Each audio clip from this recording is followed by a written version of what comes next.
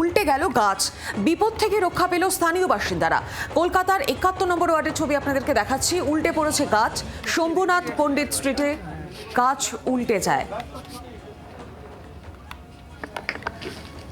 গতকাল ঝড়ের দাপট এতটাই ছিল যে বহু জায়গায় গাছপালা পড়ে গিয়েছে, রাস্তার ওপর ডালপালা ভেঙে পড়েছে। বিপদ থেকে কোনো রকমের রক্ষা পেল স্থানীয় বাসিন্দারা। আর এই ছবি যে দেখতে পাচ্ছেন ৭১ নম্বর ওয়ার্ডের ছবি।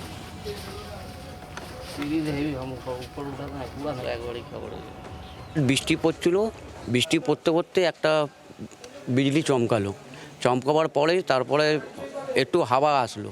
হাওয়া আসার পরে গাছটা হিলছিল অনেক জোরে, বিশাল বড় গাছ। তো ওটা হঠাৎ চচ্চর করে পড়ে গেল।